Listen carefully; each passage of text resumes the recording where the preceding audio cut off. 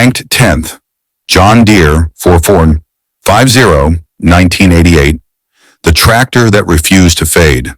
It stood silent in a Nebraska barn for over 2 decades. No dust, no dents, no broken seals.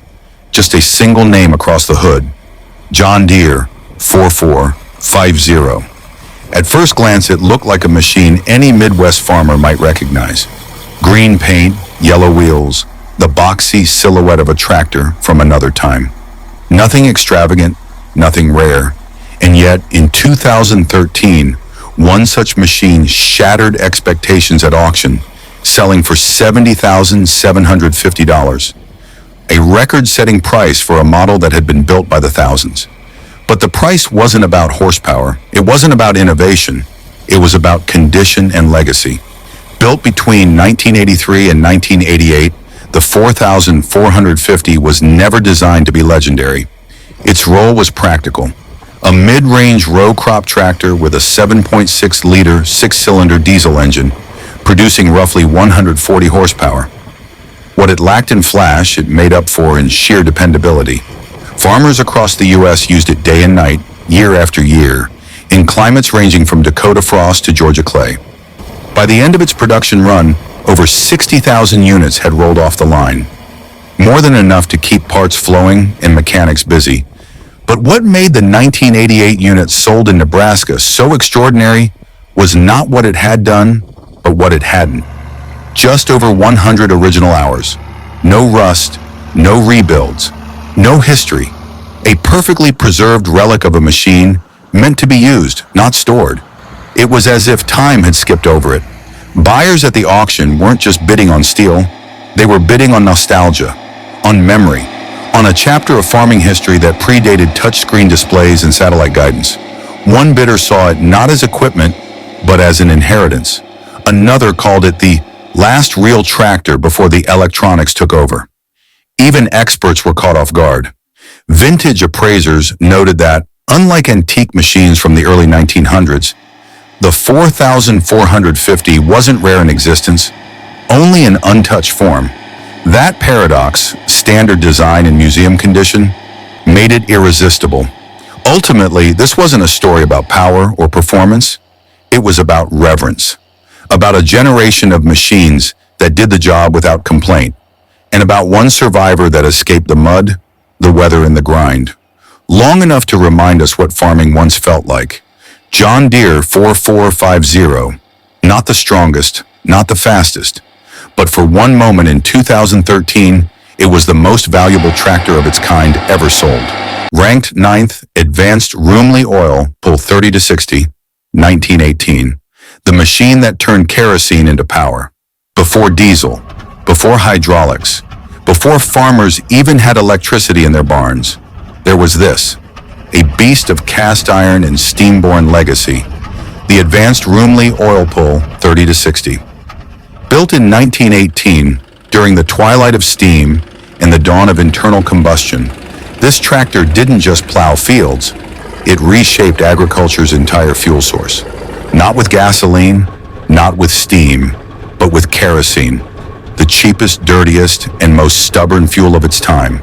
In a market flooded with experimental engines and unreliable startups, Rumely's oil pull line stood apart.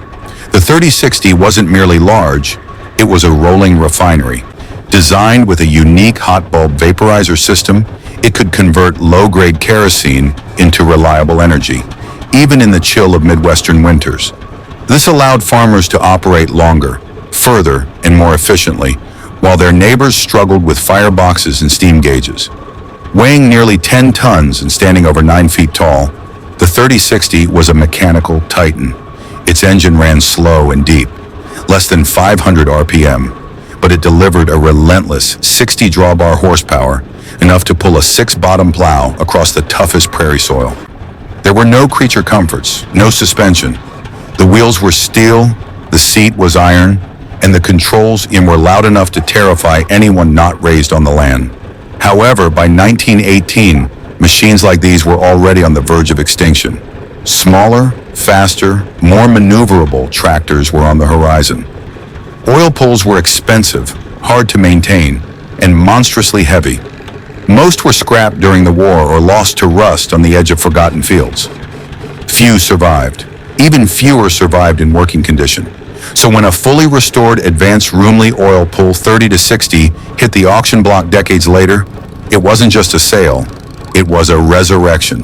The exact price? Approximately $165,000. A staggering number for a tractor whose last job might have been a wheat harvest a century ago. But collectors knew precisely what they were paying for. Not a machine, but a chapter. A moment in time when American ingenuity said, "We can make fuel out of anything and still pull the earth apart." Today, the 3060 doesn't belong on a farm. It belongs in a museum. Yet it still runs, kerosene and all, roaring to life like it did in 1918. Ranked 8th, Huber Model 3570, 1918. The iron monarch that refused to disappear. It came from Marion, Ohio, the heart of America's industrial spine. Born not in a lab, but in a machine shop lined with oil, steel, and soot. The year was 1918, and the world was at war. But on American soil, the war was not on battlefields. It was in the fields. And the weapon? A tractor so large, so loud, so iron-bound, it didn't ask for respect. It demanded it. The Huber Model 3570, named for its horsepower output, 35 drawbar, 70 belt. The 3570 was a machine built for power, not forgiveness. Its twin-cylinder engine ran on kerosene, with a starting flywheel that could shear bone if misused. It weighed nearly 20,000 pounds, had steel cleats that tore into prairie earth like claws, and stood taller than a man even when off. This wasn't just a tractor, it was the American response to scale. Huber built only a limited number of these giants before the end of World War I, when steel was rationed and farm mechanization shifted its focus toward mobility rather than power.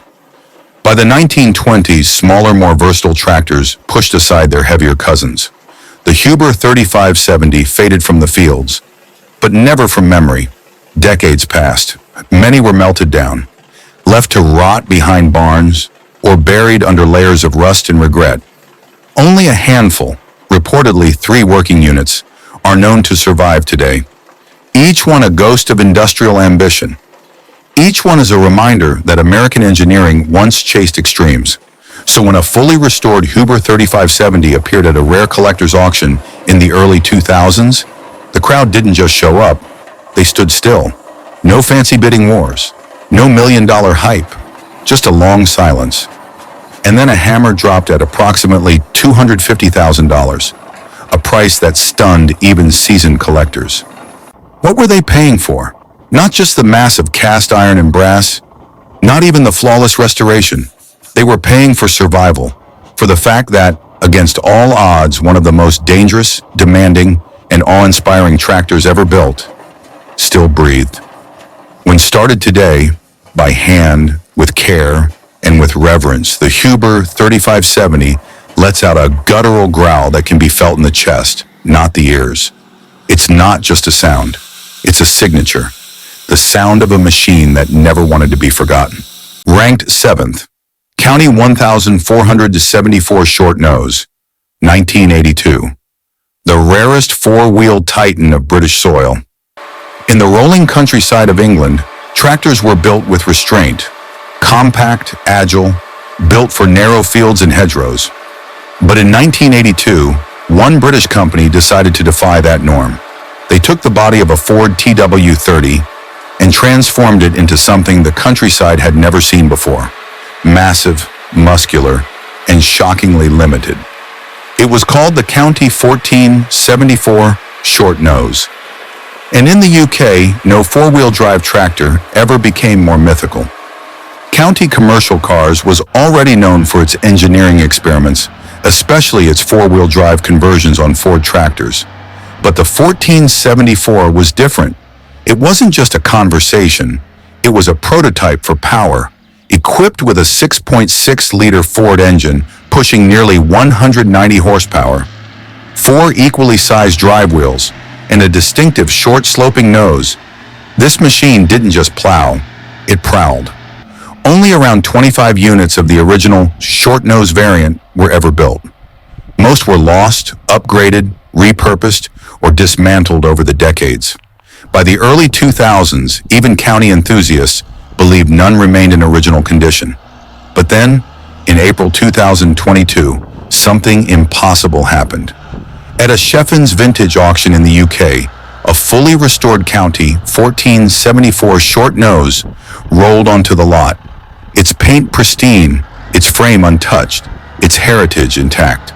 And for a moment, every collector, every farmer, and every vintage machinery fanatic paused. They knew what this was. They knew what it meant, and they knew it wouldn't go cheap. When the hammer finally fell, the price hit £214,400, approximately 270,000 US dollars. The highest price ever paid for a vintage tractor in British history. And unlike other entries on this list, this wasn't a century-old relic, it was barely 4 decades old. But age wasn't the point. Scarcity was. No other 1474 in such untouched condition had surfaced in public hands. None may ever again.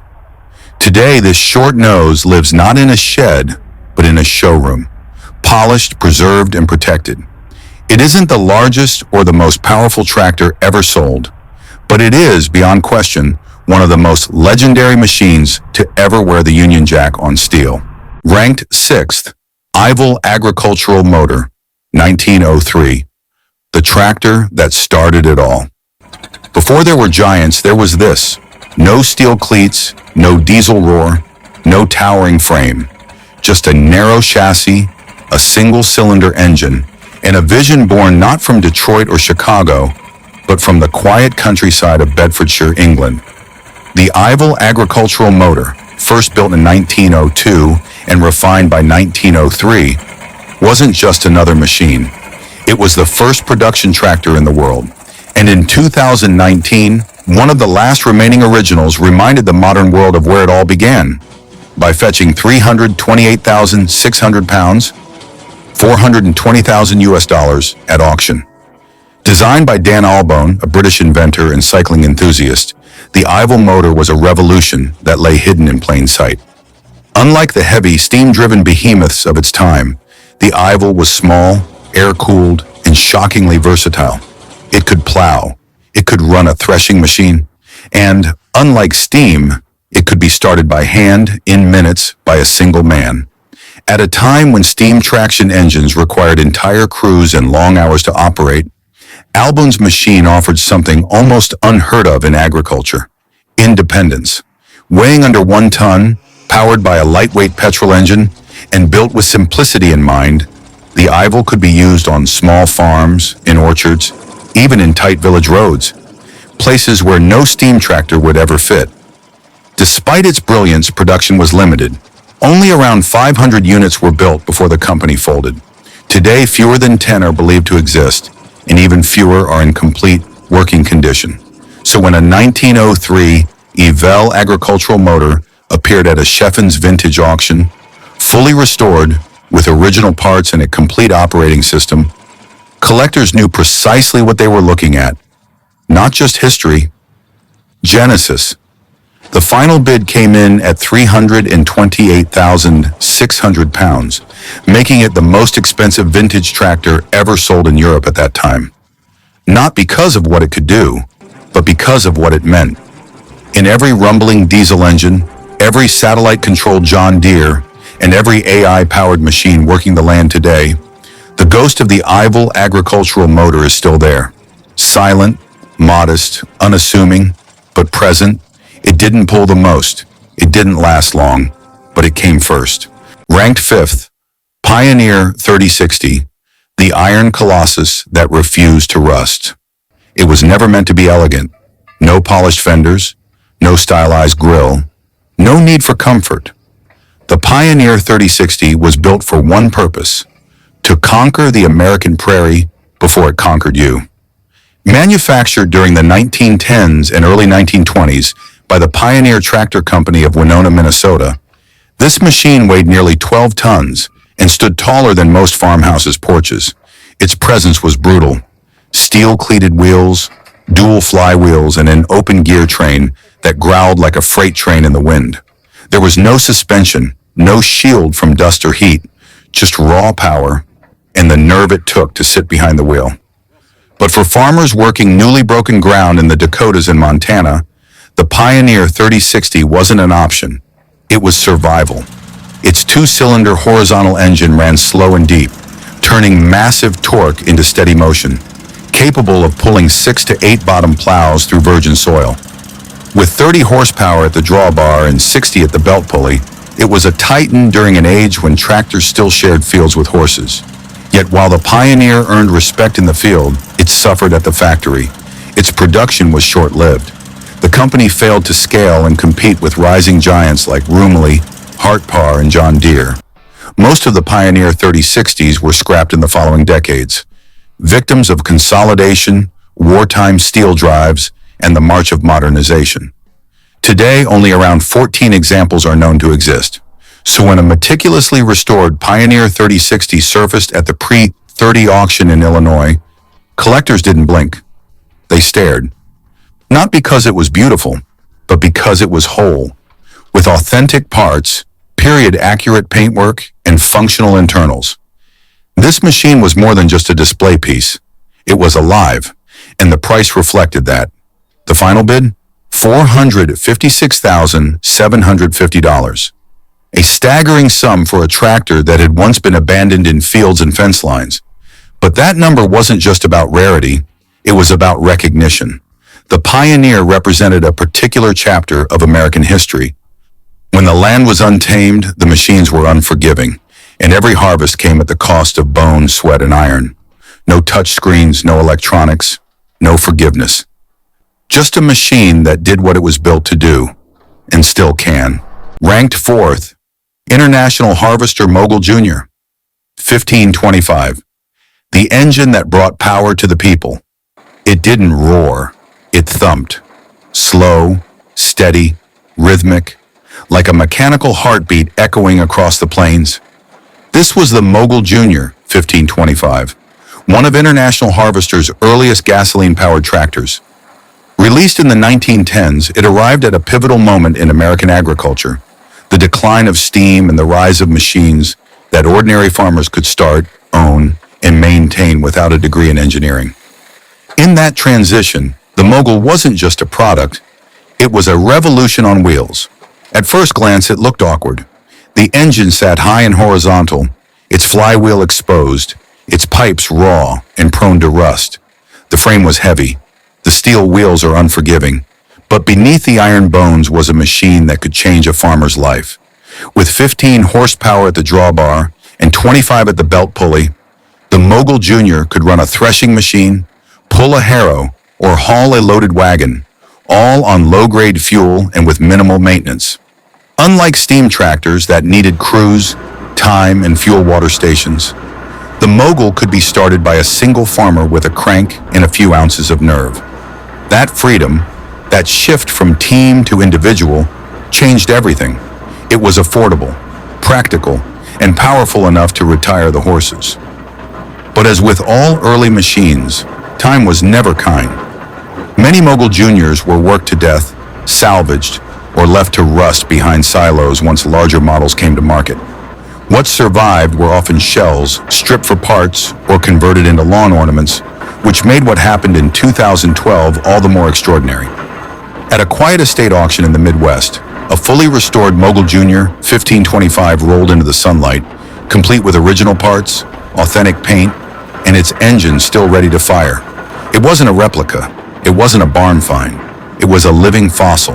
And when the hammer fell, the price echoed that reality. $472,500, one of the highest prices ever paid for a pre-1920 gasoline tractor. To collectors, it was more than machinery. It was a monument to a moment when America stopped boiling water for power and began turning metal and fire into independence. Today, the Mogul Jr. sits in private collections, its flywheel still capable of spinning, its engine still capable of work. But more than anything, it sits as a reminder. Not all revolutions are loud. Some start. Ranked third, Minneapolis Steel Twin City 4065, the steel horse of the Northern Plains. The year was 1914. The Great War had erupted in Europe. But in America, another battle was already underway, between horsepower and horse.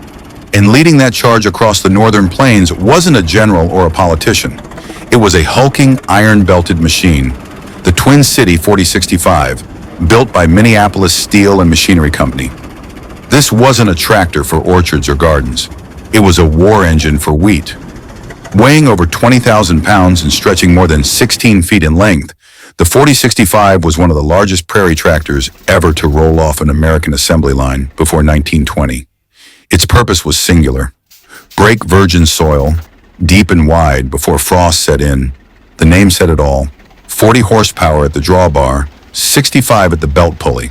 Powered by a massive two-cylinder, horizontally opposed engine, it operated at a low RPM. Still, it delivered enough torque to pull an 8-bottom plow through stubborn Dakota loam, ground that had never before seen steel. Unlike many of its contemporaries, the 4065 wasn't cobbled together from steam-age leftovers. It was built with precision from milled steel, forged gears, and a robust lubrication system that kept it running under punishing conditions. It was strong, reliable, brutally effective, and for the time being, staggeringly expensive. Only 825 units were ever produced, and over a century later, fewer than 20 are believed to survive. Of those, even fewer remain in complete operational condition. So when a fully restored Twin City 4065 appeared at the pre-30 auction in Illinois, bidders knew precisely what they were looking at: not just a collector's item, a cathedral of American iron. When the final bid hit $493,500, it set a new benchmark for early 20th century U.S.-built tractors. But what the buyer walked away with wasn't just 10 tons of metal. They walked away with a symbol of a moment when men and machines first dared to challenge the prairie together, not behind teams of horses, but from a steel seat, clutch in hand, fire in the cylinder. Today, the 4065 doesn't plow anymore. It doesn't have to.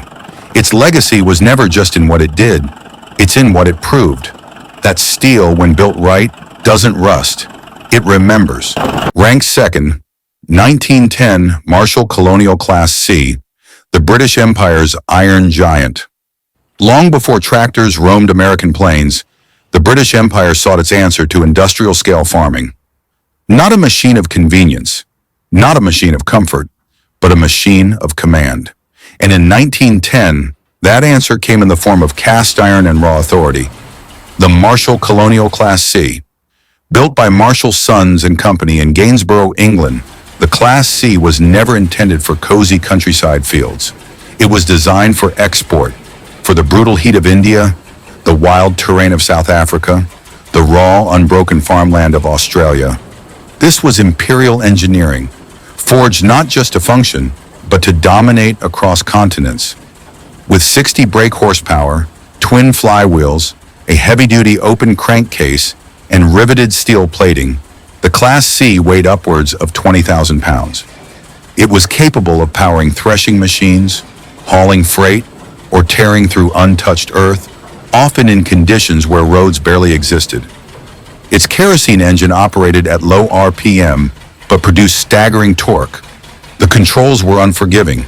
There were no guards, no comfort, no forgiveness for mistakes, only power, pure, deliberate, and unrelenting. And for its time, it was among the most advanced traction engines available anywhere in the world. But very few were made. And of those exported, most disappeared, lost to war, scavenging, or the sheer weight of time. Then in 2019, something astonishing surfaced. At a rare almond auction event in the U.S., a 1910 Marshall Colonial Class C reappeared, fully restored in near operational condition, with documentation tracing its journey across continents. This wasn't a replica, this was a survivor. From the days when machines bore the Empire's ambitions on their frames, when the auction hammer dropped, the price read $535,000. A record for a British-built tractor at the time. Not because it was efficient, not because it was practical, but because it embodied a moment in history when machines weren't just tools. They were instruments of conquest. Today, the Marshall Class C sits as a relic of a world long gone, a time when steam was dying, fuel was evolving, and nations carved their identity not just through flags or treaties, but through steel. In first place, 1913, Case 3060, the crowned king of tractor history. It doesn't just top a list, it ends it. Not because of chrome, not because of electronics, but because in 1913, one machine dared to do what few others could. Take the raw, grinding weight of early 20th century agriculture and turn it into history. This is the JI Case 3060, and in the world of tractors, it is the throne. At nearly 12 feet tall and weighing close to 30,000 pounds, the Case 3060 wasn't designed for small farms or soft soil. It was made to tame raw land, open prairie, uncultivated stretches of America where only steel and sweat could survive. Its name came from power, 30 drawbar horsepower, 60 at the belt, a staggering figure for a machine running on kerosene and sheer mechanical muscle. Powered by a twin-cylinder, horizontal engine the size of a compact car, the 3060 rumbled at just over 300 RPM. But what it lacked in speed, it made up for in unstoppable torque. This tractor didn't move across the land. It bent it. J.I. Case only ever built a limited number of these iron giants, partly because of the cost, and partly because few farmers had the means, the land, or the courage to run one. Even by the standards of its time, it was colossal, challenging to maneuver, and deadly if mishandled. Many were used for decades, then left to rot in fields, stripped for parts, or broken down for scrap during wartime metal drives. That's what makes what happened in 2022 almost unbelievable. At a once-in-a-lifetime Alman pre-30 auction, a 1913 Case 3060 emerged from over a century of shadows, fully restored, mechanically functional, and, most incredibly, one of only 5 known examples still in existence. The bidding didn't begin, it erupted. Vintage collectors, industrial historians, museums. Every hand in the room knew what they were witnessing, the last surviving king of the prairie. When the gavel dropped, the final number read, $1,470,000. A global record, not just for tractors, but for agricultural machinery, period. That number wasn't about horsepower, it wasn't about brand loyalty, it was about myth. Because the Case 3060 isn't just rare, it's foundational. The machine that bridged 2 centuries, the machine that connected steam to gasoline, and the machine that now holds a title no other may ever claim, the most expensive tractor ever sold. It doesn't blink, it doesn't whir, it breathes smoke, shakes the ground, and carries the weight of a forgotten era. They were built to work, to break ground, pull steel, and feed nations. Not to end up in museums, not to be polished and sold for 6-figure sums, but somehow they made it here. From the roaring fields of the 1910s to the high-stakes auction rooms of the 21st century, these machines remind us that value isn't always about beauty. It's about what endures. Because when rust fades and the engine finally goes silent, what's left behind isn't just metal, it's a legacy. And if you thought these tractors were priceless, wait until you see the ones that were too rare to be sold at all. Machines so scarce, entire governments tried to keep them hidden. Let us know which one resonates with you in the comments. And don't forget to like and subscribe to our channel for more content like this.